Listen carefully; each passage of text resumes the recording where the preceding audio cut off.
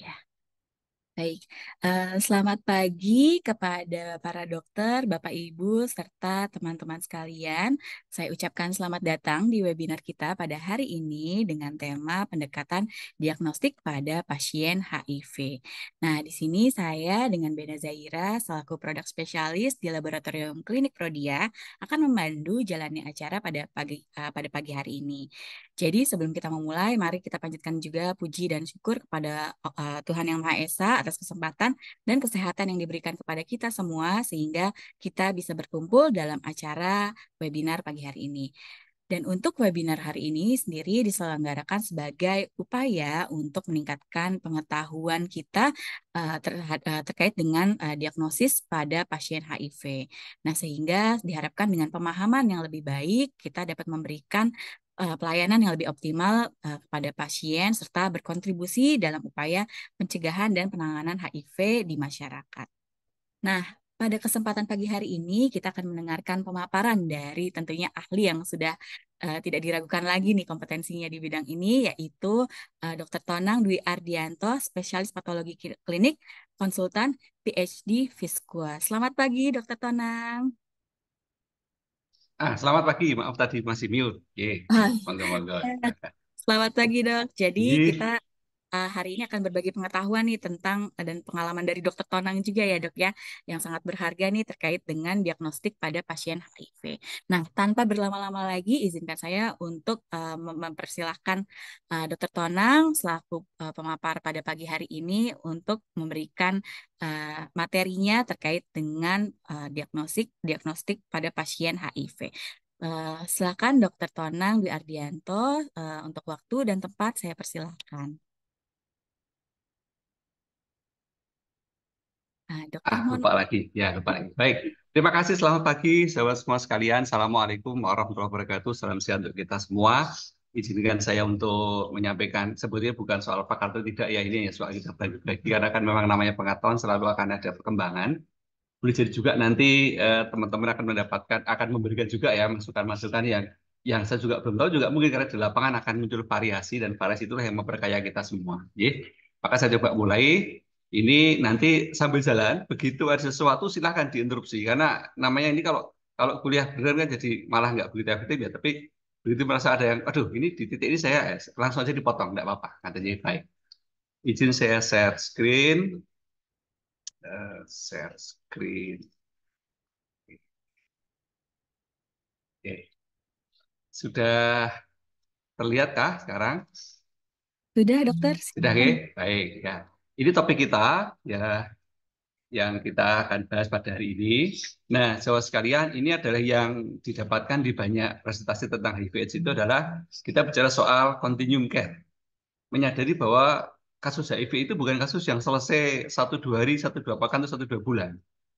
Kasus HIV itu kan terus bergerak ya dalam lingkaran yang seolah nggak pernah putus sampai nanti, mohon maaf, secara alamiah akan selesai kan begitu ya. Nah, itu di titik itulah maka sebetulnya kita itu termasuk mendapatkan kepercayaan besar karena kita akan ikut sejak dari mendiagnosa gitu ya sampai nanti mengikuti monitoring itu sebetulnya kita akan selalu dilibatkan di laboratorium. Nah, dengan ini kita tidak pada titik dan mengatakan bahwa wah ini berarti lab ini anu nih perannya gede, bukan itu yang penting. Tapi yang penting adalah karena seperti itu berarti kita harus yakin kita memainkan peran itu dengan benar. Kita mainkan peran itu dengan benar. Ya, jangan sampai kita menjadi orang yang berperan, tapi justru kita luput dalam memerankan itu tidak optimal. Ya, maksud saya itu yang penting ya, sana. Secara umum masih seperti ini sama sebetulnya. Sejak dulu sampai sekarang pun konsep dasar tentang pemeriksaan laboratorium untuk HIV itu ya tetap meliputi ini sifatnya serologis, ada yang sifatnya deteksi langsung. Jadi nanti ada juga yang sifatnya adalah marker non spesifik. Serologis juga masih sama seperti kita tahu ya. Jadi kita akan menilai dari sisi bagaimana kondisi antibodinya ataupun antigennya, gitu. Jelas selalu seperti itu juga. Dan untuk yang deteksi langsung itu kita bisa menggunakan antigen P24. Saya tadi menyebut antigen serologi, dan sebetulnya ini memang masih perdebatan. Orang kalau mengatakan antigen itu sebenarnya kan bagian juga dari serologi ya. Tetapi kalau kemudian orang mengatakan dia termasuk langsung, karena diharapkan dengan mendeteksi antigen itu, kita bisa lebih awal dan lebih pasti mendeteksi ini adalah betul-betul virus HIV itu sebetulnya. Tapi biar tidak menimbulkan perdebatannya. Ini mau disebut langsung, pemahaman itu monggo. Ini mau disebut dengan serologi ya betul juga, karena sebenarnya dia tetap tetap dia akan mendeteksi adanya antigen yang sebetulnya ini pun juga tidak pasti adalah suatu virus hidup kan begitu masalahnya ya. Nah ini hanya soal istilah, jadi jangan jadi bingung. Yang penting kita paham maksudnya. Ya. Nah isolasi virus itu langkah berikutnya. Kalau memang kita bisa lakukan di laboratorium dengan tingkat security yang tinggi, safety yang tinggi. Ada juga kemudian ada amplifikasi molekuler menggunakan konsep PCR. Nanti ada juga yang PCR-nya mungkin dibuat lebih lebih sampai ke menghitung ya, sampai mendapatkan angka. Itu juga bisa kita lakukan dengan konsep di amplifikasi molekuler ini. Kemudian eh, kalau ini yang sifatnya adalah marker non spesifik. Marker spesifik itu adalah kita berusaha untuk melakukan monitoring terhadap bagaimana perkembangan dari sel T, ya sel T, CD4 CD8 yang dalam konsep imunologi merupakan peran penting, ya, dan khususnya untuk HIV menjadi penting sekali karena CD4 justru merupakan target sasaran yang menjadi titik masuknya dari virus HIV ini. Tetapi tentu kita paham bahwa adanya pergerakan dinamika dari sel CD4, CD8 juga tidak berarti hanya berhubungan atau hanya karena atau hanya terkait dengan HIV. Artinya kita juga sampaikan sebagai yang non spesifik, bagaimanapun karena akan ada faktor lain juga yang membuat bahwa CD4 itu tidak menjadi refleksi satu-satunya dari HIV. Ya. Artinya juga mungkin dapat terjadi suatu saat CD4-nya, sebenarnya virusnya sudah kita bisa anggap sangat rendah ya dari perhitungan misalnya dari perhitungan molekuler gitu ya. Tetapi CD4 nggak naik ya, berarti ini ada faktor lain membuat CD4-nya nggak naik walaupun secara HIV virusnya sudah bisa kita anggap sudah sangat rendah kan, gitu ya. Kita selalu menyebut sebagai virus sangat rendah karena kita tidak berani mengatakan virus sudah bebas virus ya karena mengingat memang sifat virus ini memang tidak sama dengan bakteri kan, gitu masalahnya seperti itu ya. Baik. Nah, ini adalah yang sudah muncul sejak tahun 2003 yang kemudian terus berkembang ya ke sekarang, berkembang sampai sekarang. Nah, ini adalah kondisi yang menunjukkan bahwa sebetulnya kalau kita lihat dari sejak masuknya virus HIV itu sampai kita bisa mendeteksinya itu sebetulnya butuh berapa lama. Itu sangat menarik, ya menarik. Karena berarti akan menunjukkan seberapa kemampuan lab itu untuk mendukung eh, pemeriksaan bagi teman-teman di klinisi. Yang penting itu sana ini ya. Misalkan ini kita lihat bahwa akan ada masa namanya eclipse. Eclipse itu kan istilahnya masa gerhana ya, di mana kita gelap gulita, kita belum bisa karena dia masih eclipse. Itu sampai di angka 11 hari. Itu muncul pemahaman seperti itu. Walaupun nanti memang dalam perkembangan berikutnya ada yang berani mengatakan lebih lebih singkat, tapi ini yang kita pegang karena ini yang paling aman ya, eclipse sana. Nah, itu masih gelap. Ini sebenarnya kalau nanti di slide berikutnya akan muncul gambaran lebih lebih lagi. Setelah melewati masa eclipse itulah maka kita baru kan eclipse itu kan sebenarnya kita begini. Ini virusnya masuk. Tubuh kita sebenarnya belum bereaksi. Tubuh kita sebenarnya belum bereaksi karena seperti tahu dalam tidak seperti bakteri, virus itu bisa masuk tanpa tanpa kita sadari, dia bisa berkembang. Nah, kita baru memunculkan suatu masalah kalau virus itu sudah berhasil tumbuh banyak dan kemudian menembus sel tempat dia tumbuh dan bergerak ke yang lain atau menimbulkan peradangan itu baru kita akan menyadari. Makanya 11 hari itu masih fase yang eclipse karena masih gelap ya.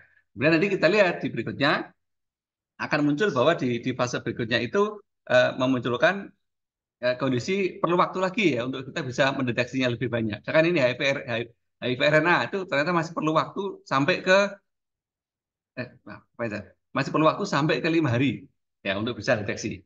Ya, ini kemudian dicapai dengan kondisi NAT. NAT itu dia mengatakan 4,7 hari dalam beberapa orang ya. Nah, mudahnya kita anggap aja dia 5 hari lah gitu. 5 hari untuk bisa disebut ya mengikuti virusnya itu bisa kita deteksi gitu ya. Dan setelah dia sekitar 5 lebih sedikit akan mulai muncul antigen menyusul. Antigen mulai menyusul. Kita tahu kan, virus masuk, setelah itu seperti COVID kemarin kan, setelah nanti virusnya sudah deteksi dengan RNA, itu dia akan memunculkan antigen yang tersebar. Nah, itu di sekitar 5 lebih. Nah, pada pada langkah berikutnya, ya, langkah berikutnya, ini misalkan kita bisa bisa menambah waktunya lagi 3,2 lagi itu untuk mulai ada IA ya enzim imunisasi baru mulai. Jadi ini 5 kemudian kita perlu waktu lebih 5 tambah 5,3 hari lagi baru dia muncul ya tambah sekian hari lagi baru muncul begini masa begitu ya gitu ini maksudnya seperti itu yang gambaran ini. Artinya apa yang penting sebenarnya adalah kita harus sadari memang kenyataannya di dalam konsep kita bicara HIV itu kita memang belum bisa mendapati satu titik di mana kita bisa yakin betul ini adalah suatu kondisi infeksi HIV sebelum kemudian kita bisa mendeteksi lebih banyak lagi parameternya. Itu yang harus kita sadari, juga kita tidak boleh memberikan apa ya, semacam apa ya, disebut janji juga bukan sih. Artinya cuma menyadari bahwa kita ada keterbatasan dalam hal ini ya, dalam hal ini ada keterbatasan. Nanti kita buat lebih, ini kan tahun 2003 soalnya, nanti ada perkembangan berikutnya.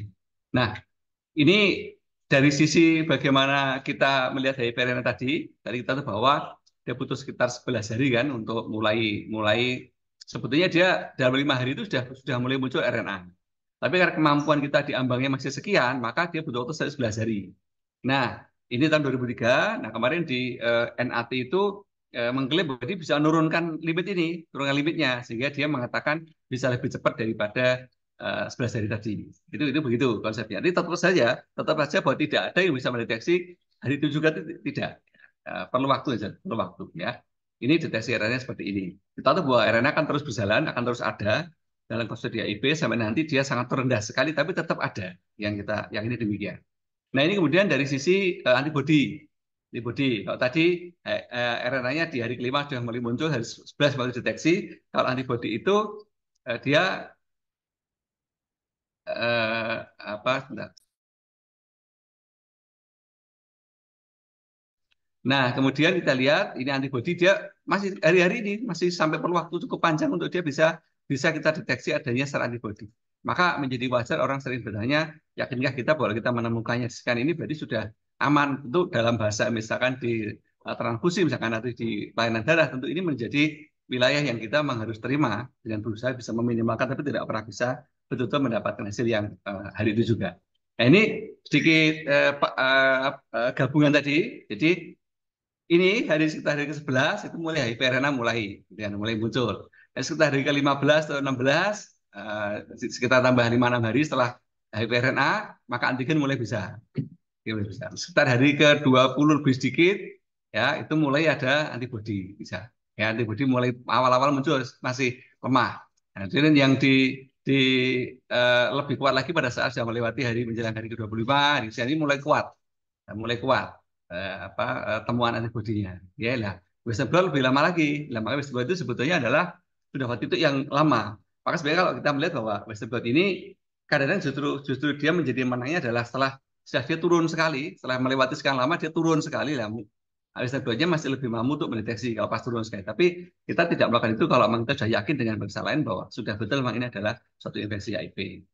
Sama-sama kita tahu bahwa antibodi itu perlu waktu, maka ini ada sedikit eh, satu laporan tentang persentase atau probabilitas kita bisa mendeteksi antigen antibodi itu sejak kapan. Tentu kalau antigen kita tahu tadi sudah sekitar hari ke-15-16 sudah mulai bisa. Ya, nah, nanti antibodi baru mulai ke atas lebih tinggi lagi. Maka kalau kita misalkan melakukan pemeriksaan yang langsung mengkombinasikan antigen sama antibodi, maka sekitar hari ini 25% itu pada sekitar hari 12-13. Kalau sudah mulai hari ke-16, 17, 18 itu mulai sudah 50% bisa kita deteksi. Ya. Dan ini justru tambah dengan antibodinya juga bisa 2025. Tapi sebetulnya realnya betul bahwa kita yakin antigen antibodi itu mendeteksi sebetulnya sudah hari ke-45. Itu baru memang betul-betul kita bisa berharap akan mendapatkan hasil yang kuat gitu ya. Jadi kita sadari sebagai kenyataan kita, ya, gitu. Nah, ini dibuat dalam rangkuman yang juga menunjukkan tentang perkembangan dari generasi. Pemeriksaan HIV di generasi pertama dulu perlu waktu 60 sampai 70 hari untuk bisa mendeteksi. Ya waktu itu dia masih menggunakan konsepnya di antibody. Ya, ini. Di generasi kedua itu udah mulai naik, udah mulai kita bisa bisa berkembang ya. Ya 50, 40 akhirnya ke angka sekitar 25. Itu sesuai dengan tadi bahwa antibody dari ke-25 mulai bisa kita lihat ya. Di generasi berikutnya, di generasi 2 kan masih di angka 45, berapa terus turun-turun semakin berapa kan. Nah, generasi antibodi yang tercepat ini ada di hari ke-25, di generasi ketiga. Lah, justru kemudian dengan generasi keempat yang mulai menggabungkan antara antibodi dan antigen. Jika tadi kita lihat dalam gambar tadi, sekitar hari 16-17, dia sudah mulai bisa deteksi. Waktu itu, karena sudah mulai ada bisa menambahkan antigen. Semula antibodi saja, sekarang mulai antigen di generasi yang keempat ini. Nah, kalau dari sisi viral detection menggunakan RNA lah, baru ini dari ke-11 mulai muncul. Ya, mulai muncul. Walaupun sekali lagi memang pernah ada juga yang mengklaim bahwa dengan menggunakan NAT itu ada yang berani mengatakan lebih cepat. Tapi ya kita kita berharap itu benar, tetapi kita realistis bahwa secara teoritis dia masih perlu waktu ya. Tidak. Ada yang menyebut sebenarnya, saya itu pernah baca NAT itu katanya bisa sampai waktunya itu hanya sampai ke tadi berapa hari tadi. Tapi kok ya saya tidak berani. Gitu. Nah, ini ada yang mengatakan bahwa NAT itu eh, kalau dilakukan dengan setiap setiap sampel dihitung, maka dia mengatakan bisa mendeteksi HIV itu pada hari kelima 4,7 katanya begitu. Ya, ini satu laporan juga ya, memang ada juga laporan ilmiahnya, tapi kita amannya kan memegang bahwa kita di angka 11 ini. Ini memang laporannya sebenarnya sudah lebih baru lagi ya, baru lagi daripada gambar ini. Jadi ini masih 11 hari, di laporan ini ada yang mengatakan di 4,7 hari. Itu sudah mulai bisa kita deteksi. Karena tadi teorinya kan memang hari kelima setelah infeksi sudah ada RNA. Dia sekarang masalah limit detection kita, memang limit deteksi kita bisa begitu rendah, maka bisa mendeteksi pada hari kelima tadi. Begitu ya. Baik. Nah, ini yang muncul dulu di tahun-tahun 90-an, 80 90-an, waktu saya apalagi belum belum belas belum mikir soal IP, waktu itu hanya jadi himpunan mahasiswa peduli AIDS saja waktu itu ya, begitu bahasa kita ya, belum sampai ke soal pemeriksaan ini, dan masih sederhana seperti ini. Masih sederhana. Tadi kan dia masih generasi yang masih perlu sampai 60 berapa hari tadi yang masih kalau orang dulu masih pakai Western blot begitu ya. Nah ini oke gitu ya.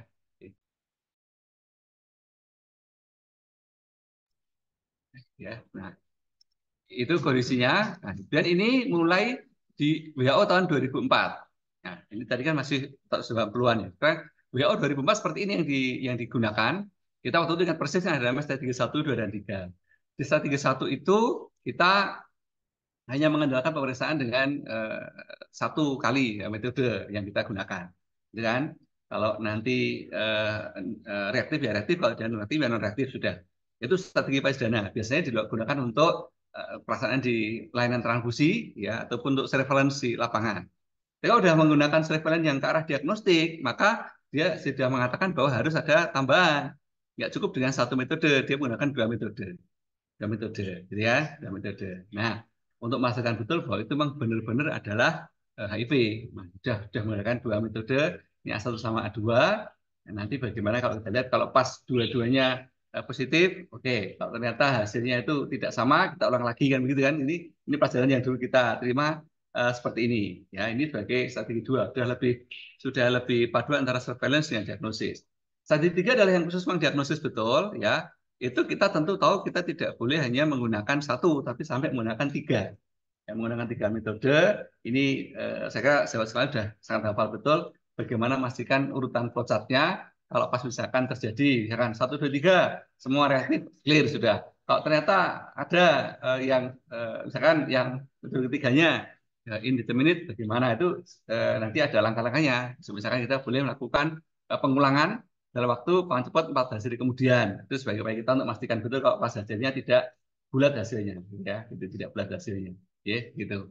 Monggo ini sudah sering kita bahas juga sama-sama, nanti bisa diulang untuk ini kelas balik dulu karena ini sudah banyak perkembangan sekarang. Oke. Kemudian ini sebentar. Nah, ini yang WHO. Nah, ini yang dari WHO waktu itu di tahun 2004 ya.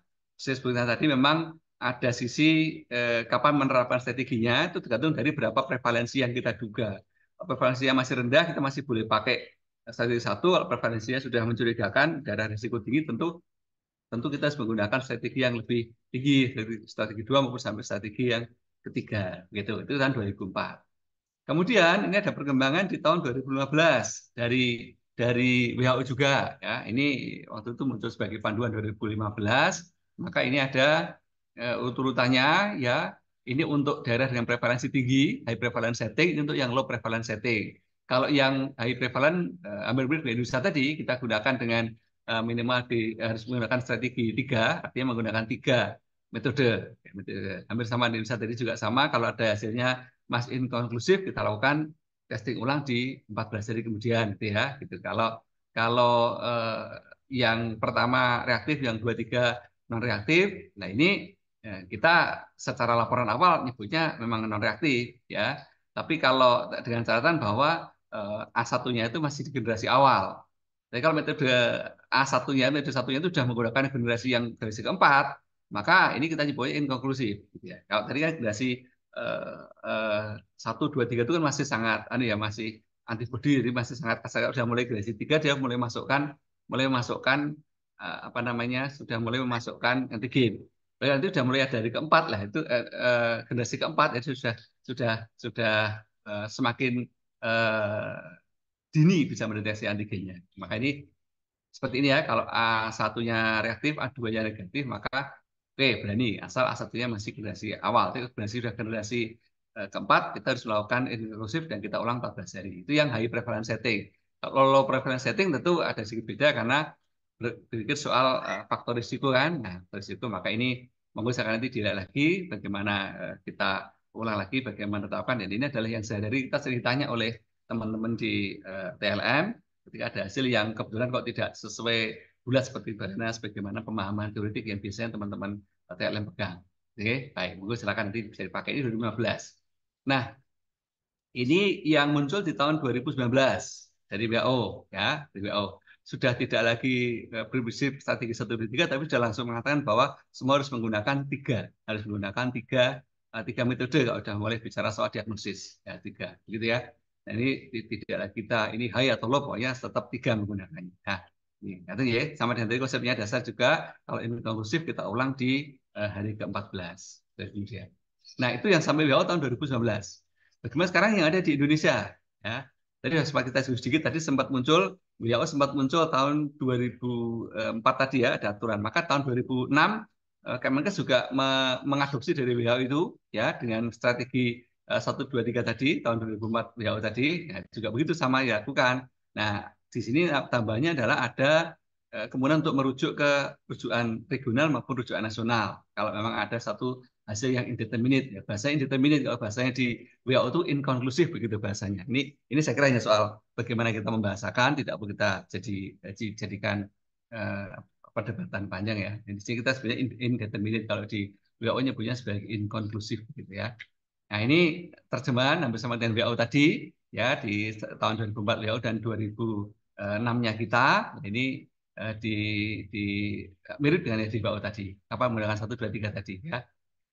Waktu itu disampaikan bahwa kalau kita orang diagnostik ya, kalau ini di PMI boleh, waktu itu ya masih boleh menggunakan satu metode strategi satu. Tapi kalau kita bicara sudah di Vaskes, maka nggak boleh, kita tetap harus menggunakan strategi minimal 2, kalau bisa strategi 3 begitu ya. Nah, ini yang strategi 2 ya, berdasarkan aturan waktu itu. Ini masih menggunakan dari WHO tadi ya. Kemudian ini strategi 3, kalau sudah ada pure betul bicara di rumah sakit dengan risiko tinggi, maka harus menggunakan yang sifatnya 3 metode ini. Oke, baik. Ini saya refresh jadi cepat ya, karena kan sudah sering kita bahas, ini kan sudah refresh banget sudah, dan sudah kita sekolah dulu, ini sudah banyak dibahas ya sama. Oke, oke. Nah, ini yang kemudian muncul di tahun 2021 kalau nggak salah ya, di bukunya. Sebentar, saya lupa bukunya terbitnya tahun berapa ya. Ini yang kalau terbitan Indonesia ini yang sudah yang baru. Nah, kita tahunnya eh, tahun berapa ya? Ya, ini banyak ya, yang dari Kemenkes yang baru ini dipakainya. Tahun 2017 gitu ya, atau mulai dipakai tahun 2018. Ini gambarnya ini dipakai ya. Nah, ini sudah ditetapkan alurnya yang sudah mengadopsi dari WHO yang tadi, WHO tadi 2015 kan sudah memastikan bahwa tidak boleh lagi ada penggunaan strategi 1, 2, 3, karena kalau sudah bicara diagnostik maka tetap harus menggunakan 3 metode. Maka 2017 kampus juga menerbitkan panduan sudah langsung langsung menggunakan 3 metode, tidak lagi menggunakan strategi 1, 2, 3 tadi. Nah, kalau teman-teman mungkin terus bertanya, nah, kenapa di PMI masih begitu? Ya, ini memang kenyataan di lapangan untuk tidak bisa menerapkan. Ya, terpaksa kita sudah katakan bahwa di PMI itu tidak boleh memastikan orang itu iya dan tidak, karena dengan masih strategi pertama. Ya, tapi itu sebagai suatu screening awal tetap kita hargai dan tetap penting agar kita punya acuan untuk bergerak ke strategi lebih lebih lebih apa ya, lebih rinci kan, untuk menetapkan status risiko yang bersangkutan. Kalau di rumah sakit, maka memang harus kita sudah saatnya kita semua bergerak sesuai dengan kampus ini sudah menggunakan 3 metode, gitu ya. Ini sudah ada rinciannya, misalkan bagaimana kalau hasilnya kombinasinya begini-begini itu sudah ada di sini. Monggo ini juga refresh sih karena saya kira manusia sudah mengenali sejak lama, ya sudah refresh. Gimana kalau misalkan A1 non reaktif begini. Nah, tentu di sini mulai muncul pemahaman juga bahwa bagaimana memilih A1, A2, A3-nya kan begitu. Itu kita berharap bahwa di A1 itu memiliki tingkat sensitivitas yang sangat tinggi sehingga kalau kalau A1-nya itu non reaktif kita sudah berani mengatakan sebagai negatif ya, karena sensitivitasnya sangat tinggi begitu. Walaupun spesifitasnya mestinya akan lebih tinggi pada yang kedua dan ketiga. Tapi sebagai screening awal metode 1 itu yang kita pakai ya begitu. Nah, baik. Nah, kalau ternyata nanti di A1-nya dia reaktif baru nanti kita masuk masuk ke kedua atau sebagai ketiga. Yang sebelah kanan ini adalah yang ada di buku tadi. Di buku tadi ini saya sandingkan biar memudahkan bagaimana melakukan proses langkah-langkah menjelaskan alur yang ada di sebelah kiri ini. Kalau di bukunya itu terpisah tempatnya. Saya satukan, saya sandingkan biar nanti memudahkan untuk kita untuk menjelaskan dan kalau perlu ini dipasang gitu mungkin di beberapa tempat di ruangan lab kita sehingga kalau nanti teman-teman TLM itu bisa ikut baca juga gitu. Baik. Oke. Di, di titik ini sekali lagi kita masih menggunakan kata indeterminate. Nah, yang perlu juga kita sampaikan di sini ada satu klausul namanya ini adalah wilayah laporan laboratorium. Ini wilayah laporan laboratorium. Kita melaporkan apa adanya dari hasil ini. Dan, nah, kemudian tentang keputusan akhir itu merupakan keputusan klinis yang tentu adalah sudah melibatkan para DPJP, para sewat kita yang melakukan perawatan pasien. Maka lab tetap harus mendudukan diri sebagai suatu penunjang yang baik dengan memberikan data, memberikan simpulan lab yang akurat. Selebihnya merupakan wilayah dari teman-teman klinisi untuk mengambil tindak lanjut. Karena ada juga kemudian panduan tentang tata laksana itu ada sendiri ya yang bagaimana kalau hasilnya begini tata laksana bagaimana itu ada di teman-teman mereka. Kita bicara dari segi laboratoriumnya saja, gitu ya. Nah, satu yang menarik juga ini bahwa kalau hasilnya itu indeterminate ya gitu kan, kemudian dilakukan sebentar ini dulu. Kalau hasilnya itu eh, hasilnya negatif gitu ya, ya sudah pengobatan ya, kita lakukan tindak lanjut sudah terbukti dia negatif itu tidak langsung dinyatakan selesai maka ada pengulangan pemeriksaan sejak dari 3 bulan 6 bulan sampai 12 bulan gitu ya gitu. Nah itu kalau yang sudah dengan orang sudah ditetapkan HIV-nya positif dan dilakukan pengobatan maka monitoringnya minimal di ini ya. Setelah nanti ketemu di beberapa kali hasilnya kok negatif, nggak langsung kita sebut negatif, ulang dulu nanti 3 bulan, 6 bulan, 12 bulan berikutnya. Kalau udah clear semua baru kita mengatakan memang secara laboratorium dia sudah. Tapi sekali lagi kan kita tidak pernah berani mengatakan bahwa virusnya habis kan tidak begitu ya, sudah sangat rendah gitu bahasa kita. Ya. Nah kalau ternyata dalam pengulangan itu hasilnya indeterminate, ya nggak clear negatif, maka diulang dulu dengan pengulangan spesimen misalkan 14 hari kemudian. Ya, tetap juga indeterminate karena ini sekali lagi bicara soal risiko orang udah pernah yakin kena kok dites kok meragukan lah kita lakukan dengan pemeriksaan PCR begitu ya.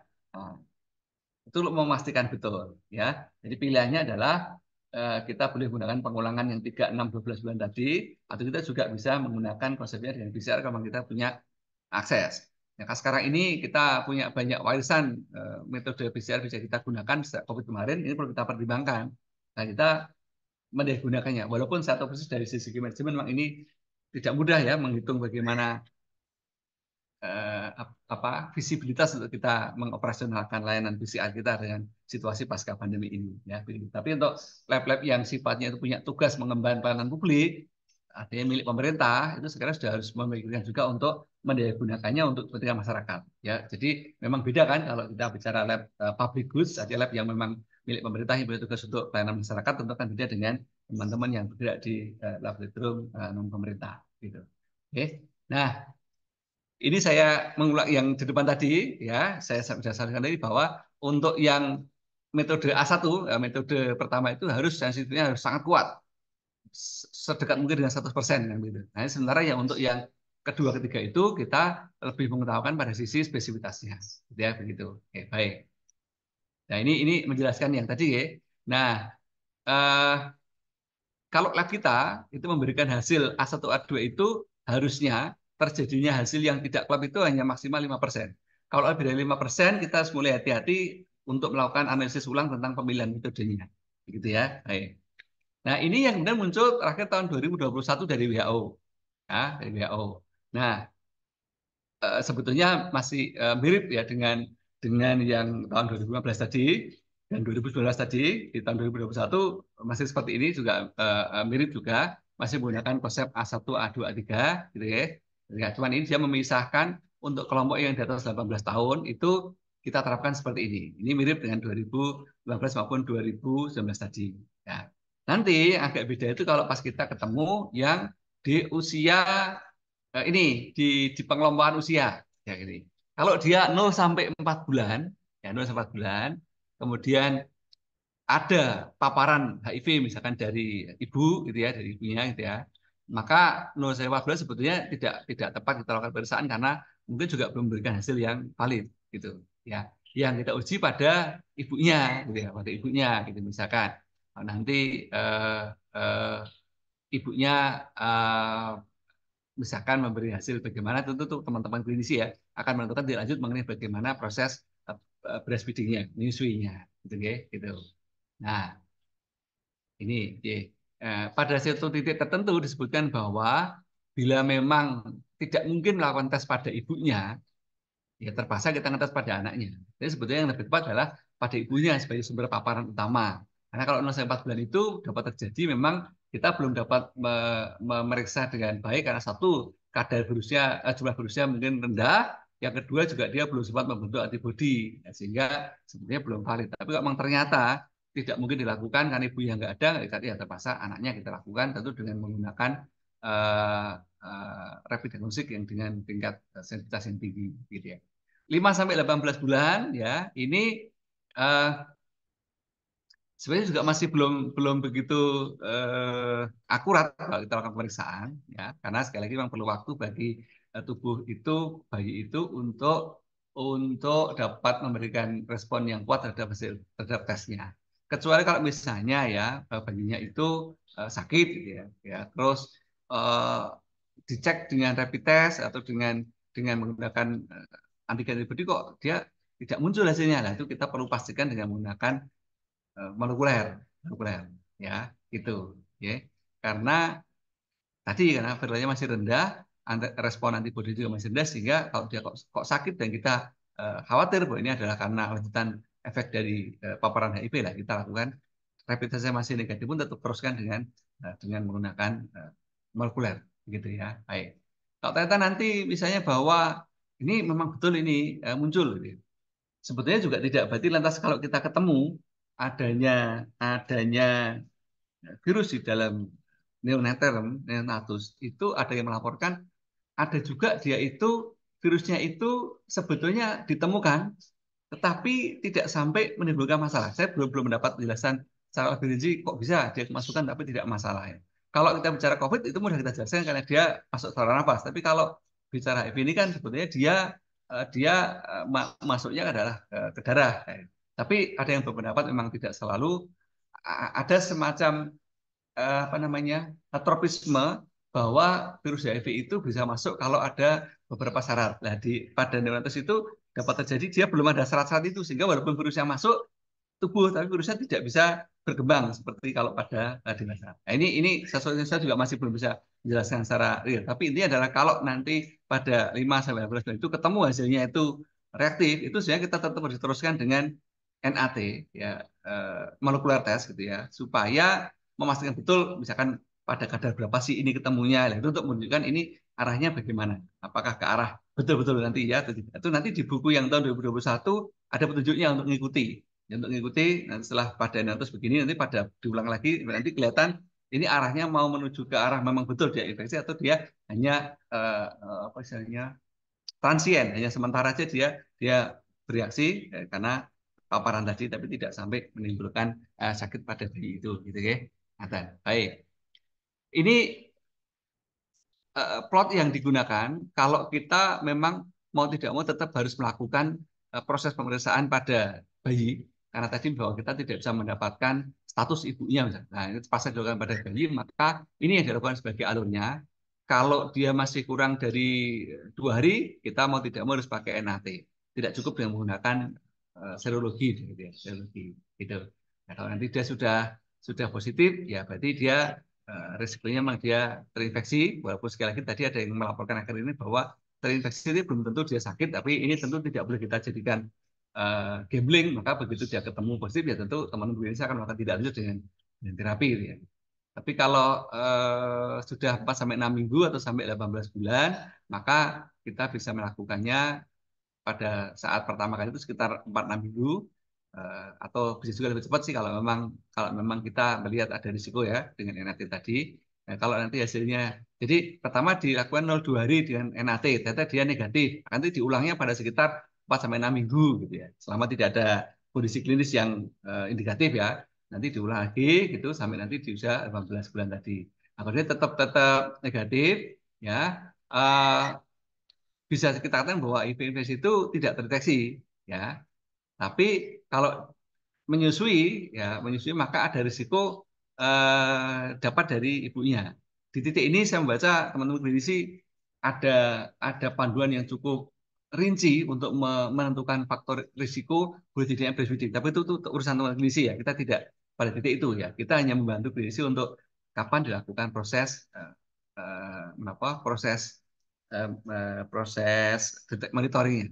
Maka kalau betul memang memang betul dia di negatif tapi dia mendapatkan ASI dari ibu yang paparannya positif, maka kita lakukan pemeriksaan nanti di sekitar 9 bulan dengan harapan itu sudah titik akhir dia mendapatkan ASI secara dominan atau full ataupun dominan begitu ya untuk nanti untuk melihat risikonya. Nanti biasanya terus diberikan saran untuk mulai beda dengan bayi lain, maka pemberian breastfeeding-nya diatur untuk tidak lagi berisiko. Seperti ini. Oke. Baik. Nah, ini yang ada di bukunya Kemkes untuk menjelaskan dari 2021 itu, khususnya kalau kita kaitkan dengan soal risiko pajanan bagi para teman-teman di pelayanan kesehatan. Oke, pelayanan kesehatan. Kan ini bicara soal jenis padanannya apa dan ini status dari sumber infeksinya, misalkan dari pasiennya begitu, pasiennya. Misalkan jarumnya buntu, luka di permukaan, gitu, atau kurang baik itu dianjurkan minum ini. Itu ada anjurannya di buku tentang penanganan profilaksis pada kasus pajanan HIV, ya. Yang terutama kita bicarakan mengenai needle stick injury ya, trauma luka oleh karena jarum, ya. Oke. Terus kalau ini lebih berat, misalkan ya, pada jarumnya besar, luka tusuknya dalam, ya, maka langsung dilakukan juga terapi ini. Ini secara klinis langsung terapi. Nanti perkara pemeriksaannya nanti kita sampaikan berikutnya. Nah, ini dari segi penanganan dulu. Terutama kalau nanti kita ditanya oleh teman-teman K3 di rumah sakit, kalau misalnya ada kejadian perawat mengalami begini, bagaimana? Nah, itu kita bisa gunakan prosedur untuk terkait dengan soal bagaimana penanganan klinisnya, gitu ya, klinisnya bagaimana. Kalau nanti secara bicara dari kita, eh, ini teman-teman K3 dan PPI ya, kapan langkah-langkah untuk dilakukan ini. Nah, tapi yang penting lagi adalah ini eh, apa namanya, tidak hanya untuk yang HIV, kita juga harus memikirkan juga risiko untuk hepatitis B maupun hepatitis C. Itu juga dipikirkan sebagai triple burden yang menjadi beban kita, ya, di pajanan terhadap tenaga kesehatan seperti itu. Nah, kalau misalnya ada klausul terkait dengan korban, maaf ya, pemerkosaan yang dikhawatirkan ada paparan HIV, maka ini ada beberapa langkah baik yang dari segi kita maupun yang dari segi teman-teman klinisi. Oke, ini karena ini buku ini memang untuk tata laksana HIV, maka memang tidak yang gelap ya. Ini seperti ini ya. Poinnya untuk kita adalah kita membantu dalam segi nanti di dalam laboratoriumnya sebagai sebagai eh, apa namanya sebagai informasi bagi klinisi. Misalkan ini dosis pertama diambil 32 jam, ya, dan tanpa perlu konseling atau tes HIV atau tes hasil tes masih masih dari sumber pasien infeksinya itu sudah bisa jadi dasar kita untuk memberikan dosis. Maka berarti kan begitu dia kena, kita harus memberikan data pada klinisi itu tidak lebih dari 24 jam tentang bagaimana status tes HIV-nya orang itu dan sumber pajanannya kan begitu. Akan nanti ini menjadi pegangan bagi tim klinis untuk menentukan langkah dalam tadi, menentukan langkah selanjutnya tadi kan. Jadi kan ada salah satu ya, ada ini misalkan stadium 1, stadium 2 kan menentukan jenis-jenis penanganan yang gitu. Eh, poin kita sana ini. Nah, di, di berikutnya lagi kita membantu dalam hal mengevaluasi laboratorium sebagai tindak lanjutnya. Ya, HIV saat terpajan, nanti hasilnya ternyata masih meragukan, kita teruskan dengan 6 minggu, 3 bulan, 6 bulan seterusnya. Itu untuk yang penanganan HIV. Kalau yang BSAG nanti kita lakukan juga cek secara berkala juga. Oke, baik.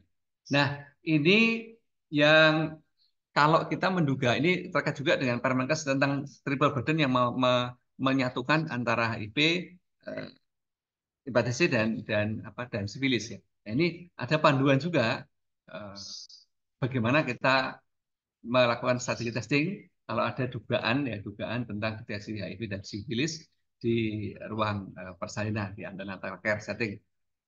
Maaf di poli kandungan, poli kehamilan ya. Ini nanti bisa dicek, baik itu menggunakan HIV SHIV maupun tes TB, dan bagaimana kita menentukan langkah lebih lanjut, ya, apakah ini memang ada double HIV maupun treponema pallidum, ya. Nanti kalau diskusi kita bisa bahas sama-sama kalau memang ini belum kan. Tapi kalau nanti silakan ini diambil filenya, teman-teman bisa langsung gunakan untuk sebagai acuan. Ini memang dari WHO di tahun 2021 tersebut, oke, gitu. Nah, ini bicara soal kesertaan kita lab untuk ketika di periode tata laksana atau periode perawatan. Jadi, ini pada semua pasien dengan stadium 3 dan 4 berapa jumlahnya CD4 itu akan dimulai terapi. Maka kita tentu harus membantu untuk memberikan informasi kepada klinisi berapa sih jumlah CD4 yang pada pasien tersebut. Walaupun sekali lagi tadi CD4 adalah merupakan marker yang non spesifik, nanti bisa saja dia tetap rendah walaupun sebetulnya virus HIV sudah berkurang karena memang tentu CD4 tidak hanya berkaitan dengan soal HIV. Oke, baik. Nah, nah yang yang kadang kita di lapangan suka menimbulkan perdebatan soal ibu hamil. Dalam konsep di Kemenkes memang semua ibu hamil itu harusnya menjalani tes HIV secara involuntar, artinya kewajiban, bukan yang sifatnya itu kemauan sendiri. Nah, ini yang di lapangan tidak mudah karena harus bekerjasama dengan teman-teman yang case manager maupun bidang lain di rumah sakit yang akan menyampaikan pada pasien. Posisi kita sebagai orang lain adalah melakukan pengambilan sampel dan pemeriksaan. Selebihnya biar itu menjadi sana. Tapi tentu sebagai seorang SPPK, depannya kita juga dimintai pendapat atau diminta untuk memberikan pertimbangan lah. Kita sampaikan soal faktor risiko tadi. Oke, itu hanya sebagai sedikit, hanya di 3 slide terakhir ini yang ada yang gambaran yang ada di CDC di Amerika. Ini yang tahun 2013 ya, karena saya tadi masih menggunakan WHO yang sebelum 2015 ya, dia masih cukup sederhana ya cara penanganannya dengan menggunakan eh, generasi keempatnya tes HIV ini ya sudah cukup dengan itu ya yang dilakukan di sana.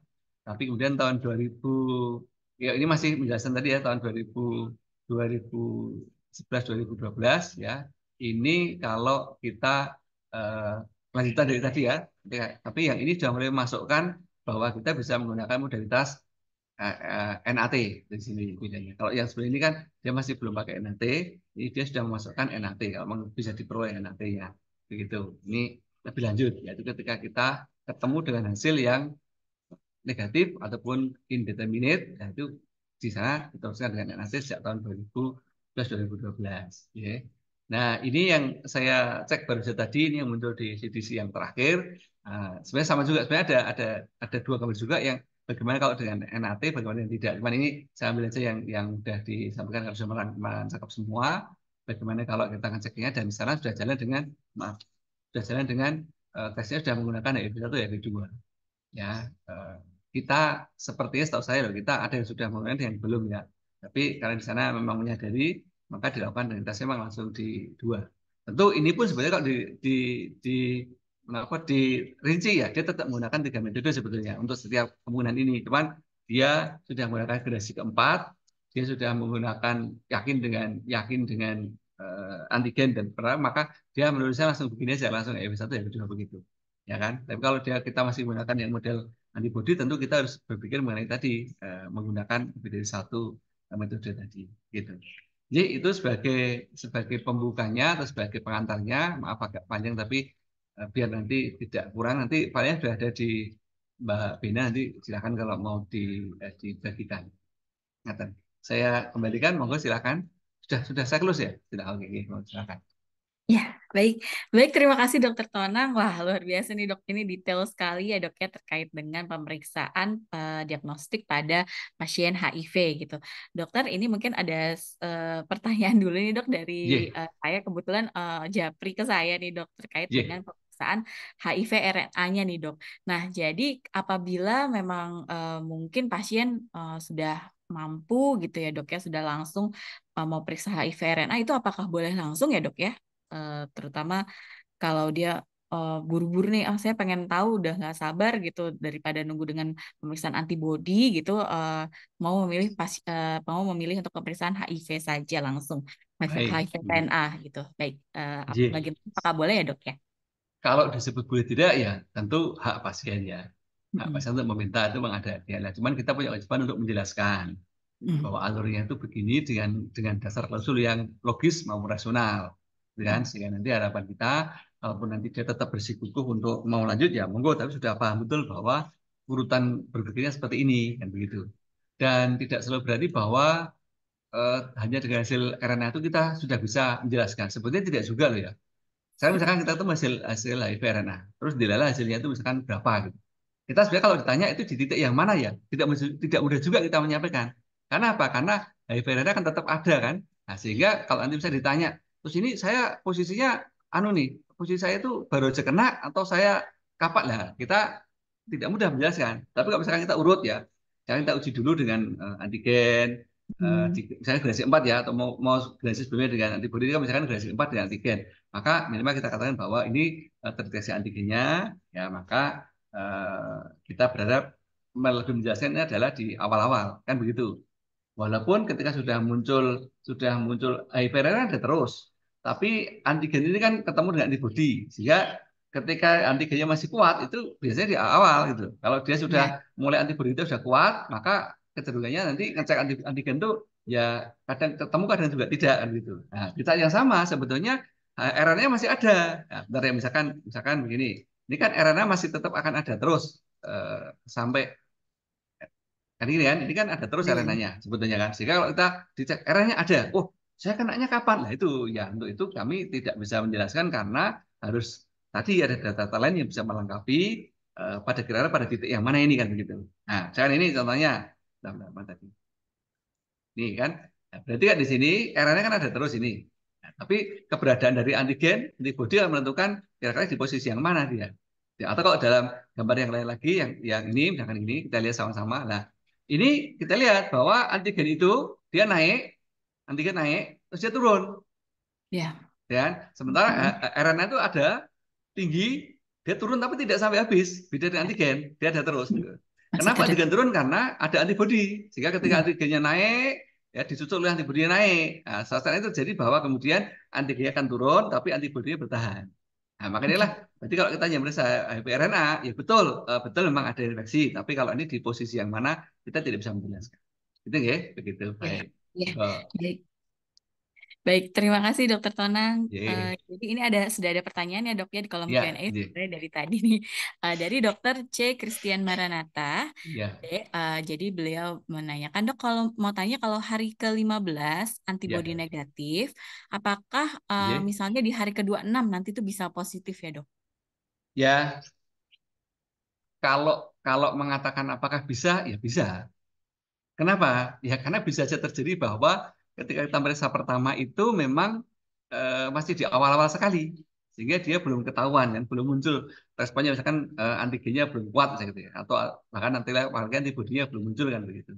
Nah kita menunggu 14 hari dengan arti sebetulnya kan harapannya kan ini tadi ya sedikit untuk memudahkan nah, saya tunjukkan lagi ya biar mudah untuk kita cermati. Ini walaupun ini gambarnya sederhana tapi ini bisa menjawab banyak hal ya. Dan saya senang ini karena walaupun di perkembangan kemudian ini tetap bisa kita pakai. Nah, berarti kalau misalkan kita misalkan ketemunya waktu itu di tes awal, gitu ya. Di tes awal hasilnya indeterminate misalnya. Ya, misalnya gitu. Karena kok metode misalkan ya metode satunya oke, tapi dua tiganya enggak dengan ya. Nah, mungkin karena dia sangat sensitif sehingga dia bisa mendeteksi ada. Nah, harapannya setelah 14 hari kemudian tuh harapannya kalau memang betul dia di awal maka antigennya semakin naik. antibodi juga muncul kalau memang itu masih di awal-awal kan begitu. Tapi kalau misalkan terjadi nanti bahwa kita ngeceknya ternyata pada saat sudah sangat jauh di sini misalkan. Ya, misalnya begini, kita ngecek antigen sudah nggak ada kan. Nah, terus kita cek dengan antibodi, dia naik. Tapi apakah juga ini selalu seperti ini? Bisa juga terjadi memang bahwa karena kondisi tubuhnya sudah lemah, sudah ini, maka akhirnya justru ini turun semua akhirnya. Antibodi turun, ya turun karena memang sudah tidak mampu merespon lagi, bisa. Sehingga pada saat ke-14 dia sudah tidak muncul lagi, berarti dia sudah melewati fase yang lama untuk sakit ini. Tapi kalau masih di fase awal, harapan kita 14 hari kemudian dia sudah kuat, begitu. Tapi kalau 14 hari itu ternyata misalkan begini, ini dari sini, ya, terus baru ini hasilnya belum jelas, tambah 14 hari, misalkan ya, dia masih di segini misalkan. Ternyata dalam orang itu perkembangannya itu lambat. Misalnya memang ya dia masih kuat, masih gini, masih mungkin sehingga dia perkembangannya lambat, maka belum naik ini antigen tubuh dia belum naik. Nanti pada saat sudah 26 hari kemudian misalnya di sini, lah baru dia naik juga mungkin. Tetapi kan ini bicara strategi lab.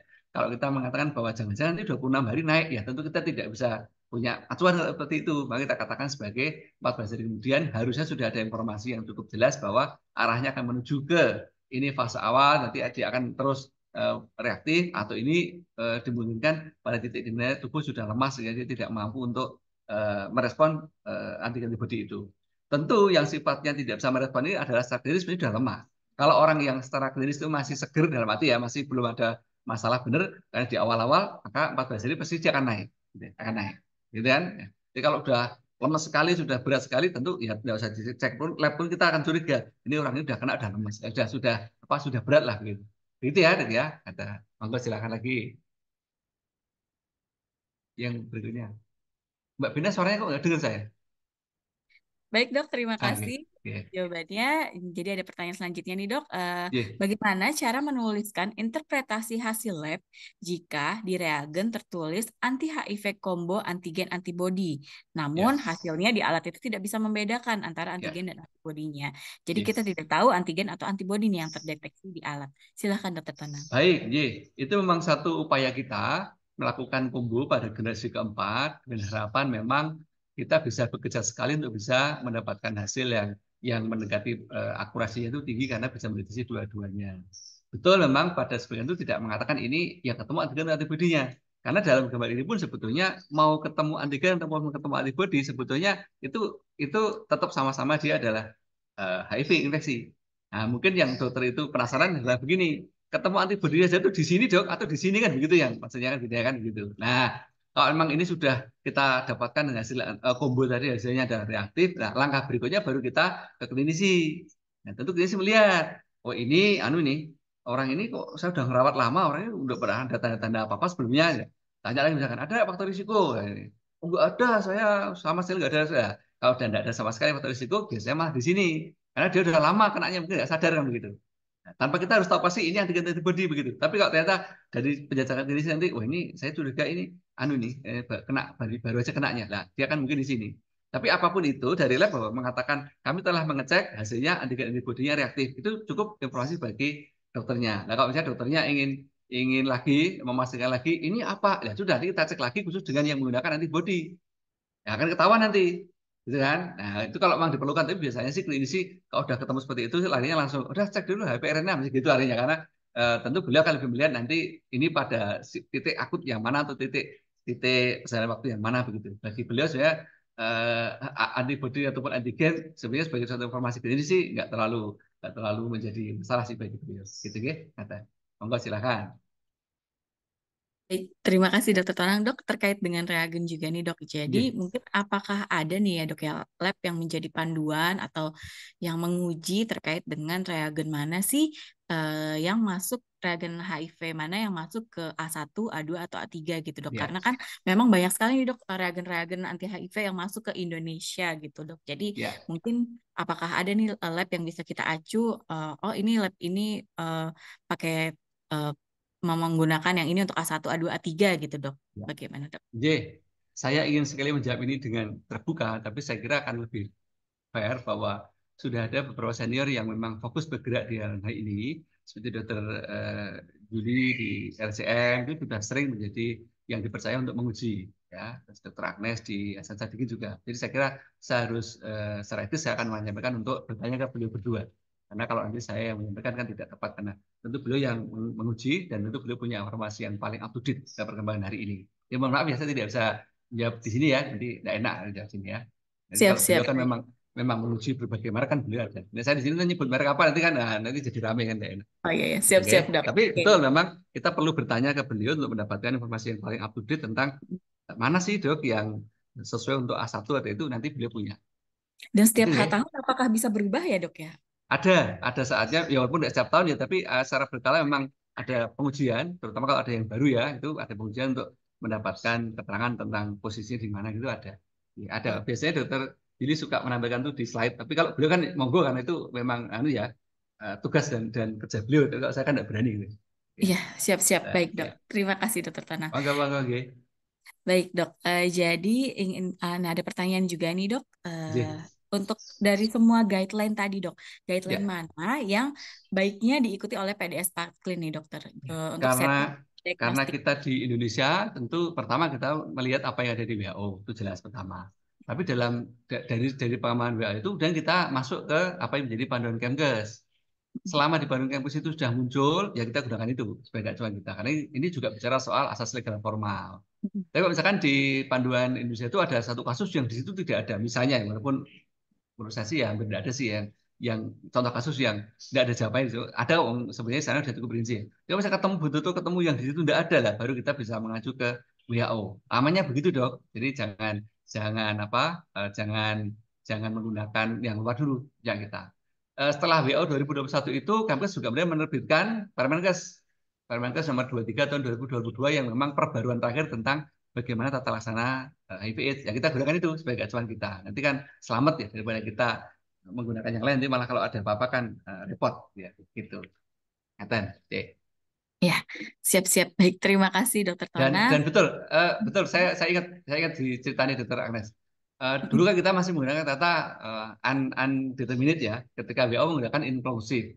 Kalau nggak salah di Permenkes yang baru yang 23/2022 itu sudah mulai mengadopsi menjadi inkonklusif juga biar tidak Ya. membingungkan. Karena kok Oh, ada gitu. beda antara standar WHO dan KPK kan orang jadi bingung. Nah, setelah itu sudah diperbarui, kita sudah bisa klop dengan WHO dengan inkonklusif begitu.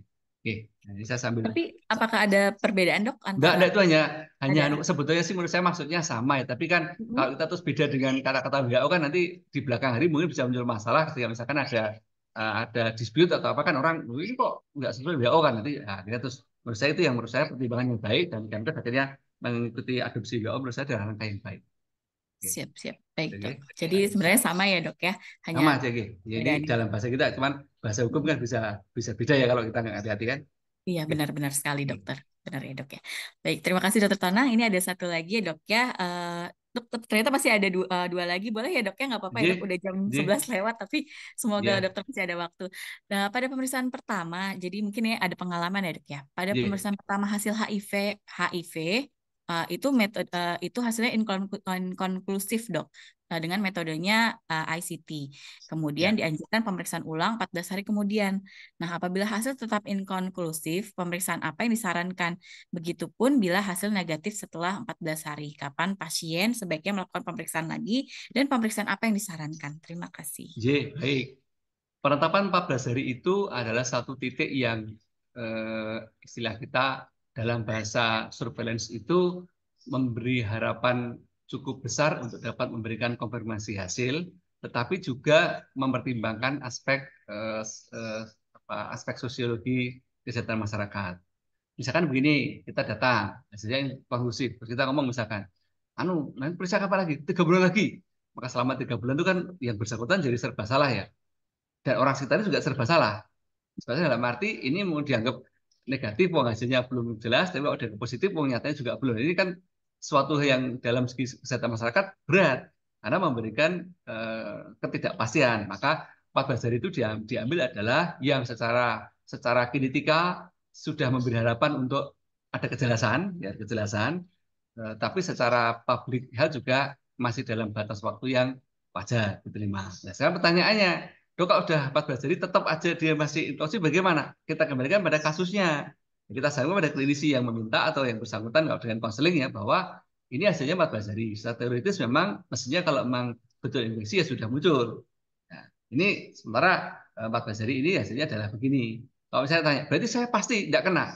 Ya kalau saya akan katakan, ya mohon maaf Bu, dalam pemeriksaan HIV secara laboratorium memang kita sarankan 14 hari. Sekarang kita kembalikan pada Ibu merasa nggak ada faktor risiko, kan begitu. Hmm. Kalau Ibu merasa ada faktor risiko, usul saya sebaiknya tetap ada pengulangan dalam waktu yang lebih panjang, mungkin nanti di 3 bulan kemudian misalkan begitu. Kalau memang Ibu merasa ada faktor risiko, atau Bapak, ya, kalau Ibu itu nggak enak ya. Tapi kalau misalkan memang pasien yakin, ya monggo, ya kita kembalikan pada pasien itu. Kalau pasiennya memang datang ke kita sebagai di lab. Tapi kalau misalnya dia dikirim oleh seorang dokter, nah, tentu kita sampaikan pada dokter tersebut bahwa dok ini hasilnya begini-begini. Nah selebihnya keputusan klinisnya adalah di dokter, bukan di kami. Kan begitu tadi, bahasa kan kita hanya sampai urusan laboratorium. Klinisnya tergantung dokternya. Dokternya melihat bahwa ini risikonya tinggi, oh ini ada waktu risiko, ada gini-gini. Saya curiga banget. Ya monggo nanti tentu beliau akan memberikan untuk dilakukan pemeriksaan ulang. Ya kan begitu bahasa kita. Ya jadi 14 hari ini sekali lagi adalah titik tengah secara pabrik itu secara kinetika imunologi diharapkan sudah mampu memberikan kepastian hasil secara pabrik juga dapat diterima. Begitu ya. Nah, baik. Ya, baik. Terima kasih, Dokter Tonang. Satu pertanyaan lagi boleh ya, Dok ya? Siap, ya. Ini singkat nih, Dok. Bila anti HIV reaktif 3 metode, tapi HIV 1 RNA tidak terdeteksi, apakah perlu periksa HIV 2 RNA? Ya, ini sudah pakai metodenya CDC ya, jadi sudah membedakan 1 dan 2. Ya. Ya bagus, artinya sesuatu yang di kita memang belum sampai ke sana karena ya kalau kita mensyaratkan harus begitu kan menambah beban juga bagi lab untuk harus punya ya. Jadi betul memang kalau misalkan kita kita ketemu seperti ini kita lakukan. Walaupun sebenarnya secara teoritis antara HIV 1 HIV 2 itu bedanya secara secara secara untaian RNA itu dia tidak banyak. Sehingga Mm-mm. sebetulnya ketika kita melakukan deteksi itu, maka hasil yang banyak itu tetap akan klop sebetulnya. Baik, artinya itu mau ketemu 1 atau 2 itu akan klop juga, gitu ya. Hanya kalau ditanya apakah mungkin terjadi, ya mungkin juga terjadi. Ya, kalau memang terjadi seperti itu ya betul. Kalau memang diperlukan langkah lebih jauh lagi untuk memastikan, ya kita lakukan. Tapi sebetulnya kan kalau sudah jelas dia reaktif 3 metode, kemudian dia terbukti HIV RS1-nya ternyata tidak, toh sebetulnya kita akan katakan bahwa sangat mungkin sekali di HIV 2 ya akan ketemu kan begitu. Sebenarnya kan begitu kan. Dari sisi kita bicara value based medicine, ya Mm-mm. sebetulnya tidak tidak terlalu apa ya, tidak terlalu memberikan nilai lebih kalaupun kita memaksakan untuk kita tes dengan HIV 2. Ya. Sepanjang saya tahu tata laksana sebetulnya tidak banyak beda antara HIV 1 dan HIV 2. Sepanjang saya tahu, tapi nanti tentu beliau-beliau yang di klinisi yang lebih bisa menjelaskan ya seberapa bedanya. Kalau bedanya itu tidak banyak, itu tidak sebenarnya kan ya sudah selesai, pokoknya HIV kan gitu. Mau 1 atau 2 kan. Tapi kalau ternyata nanti ada perkembangan ilmu di teman-teman klinisi yang mampu memberikan perbedaan signifikan antara kalau ini 1 atau 2, itu baru menjadi penting untuk kita meneruskan menguji, memisahkan betul ini mau HIV 1 atau HIV 2. Kan Dua. begitu yang kita Oke, baik. lakukan. Ya, ya, baik. Ya. Ah, Ini oke, baik. ini apa karena ini bahas ini sebentar saya satu juga. Ini anu ya. Oh, saya Boleh, belum Dok. subshare ya. Ada. Ini yang dari WHO seperti ini ya. WHO. CDC seperti ini. Karena Ya, kalau WHO siap-siap. kan tidak sampai segitu, tapi di CDC memang dia sudah memisahkan betul 1 2-nya sudah dipisahkan, sudah ada NAT-nya sendiri kan begitu. Ya. Ya Mm-mm. tentu kalau memang bisa begini ya lebih baik ya kita semua Mm-mm. sadar. Hanya kan secara teknis itu tentu beban juga kalau kita menerapkan standar sampai serinci ini. Begitu ceritanya. Ngatan. Siap. Baik, Dok. Baik. Dokter Tenang, untuk pertanyaannya mungkin sudah tidak ada, tapi Siap, mungkin ya. sih kalau Bapak Ibu dokter mau tanya, boleh langsung ya, Dok ya, Monggo ke silakan dan saya juga dokter. sangat terbuka. Mungkin juga saya ada yang salah karena ya namanya manusia ya nanti saya mau dikoreksi juga. Mungkin juga saya luput untuk membaca yang lebih baru lagi begitu. Dan apapun kan kita Ya, sejauh itu harus saling mengingatkan, saling memberikan benar-benar, tambahan Dok. ilmunya. Ya, Iya, ngaten saya benar terima sekali. kasih Mbak Vina, terima kasih saudara sekalian. Mohon maaf. Selamat pagi, salam sehat semua. Assalamualaikum warahmatullahi wabarakatuh. Monggo Baik. monggo. Ya, baik. Terima kasih Dokter Tonang untuk Ji, ji. pemaparannya. Wah, ini benar-benar memberikan refreshment lagi nih dok buat kita-kita nih. Walaupun memang setiap tahun memang sama, tapi juga ternyata ada acuan-acuan yang berbeda gitu ya. Dan tadi dok, ternyata untuk HIV 1, HIV 2 itu ternyata memang ada ya dok ya dari Ada. Ya, CDC CDC ya. sudah pakai itu kalau CDC. Ya, pakai itu ya dok ya. Walaupun kita untuk sementara ini masih digabungkan ya dok ya antara HIV 1 dan HIV 2. Iya, Baik, terima iya. kasih banyak nih Dokter Tonang untuk refreshment-nya buat kita-kita gitu. Jadi sudah di hari Sabtu ini dokter padahal tadi sempat ini ada kayak tidak enak badan tapi tetap nih Iya, dok. Wah, nggak tahu ini maksimal sekali kena nih dok. kena efek makanan di Aceh ya. Semoga ini ya dok lekas membaik ya dok. Tetap semangat Iya, soalnya. Jadi nggak kelihatan nih pasti nih ya, oleh Bapak Ibu terima dokter nih kasih. kalau sedang kondisinya tidak fit nih. Terima kasih Dokter Tonang. Semoga ilmu yang diberikan oleh Dokter Tonang menjadi pahala yang bermanfaat dan mengalir bagi semua yang mengikuti di sini. Terima kasih Dokter Tonang. Ya, sampai ketemu lagi di pulang berikutnya kepada Bapak Ibu apabila eh, sebelum kita mengakhiri acara ini, silahkan untuk nanti mengisi absensi yang dibagikan di kolom chat oleh Mbak Ana. Ya, sekali lagi saya ucapkan terima kasih pada narasumber kita pada siang hari ini. Semoga Bapak Ibu juga tetap semangat yang mengikuti kulap selanjutnya. Dan sampai bertemu juga di kulap berikutnya di bulan depan, di bulan Agustus. Terima kasih, saya akhiri untuk kulap pada siang hari ini. Wassalamualaikum warahmatullahi wabarakatuh. Selamat siang. Terima kasih banyak sekali lagi, Dokter Tona. Baik, silakan dok. Izin ya, terima kasih. Iya, monggo, monggo dok. Terima kasih Makasih banyak. Dokter Tona. Terima kasih Di Mbak Bena. Sama-sama. Terima Makasih kasih. Mbak Bena, Mbak Ina. Ya.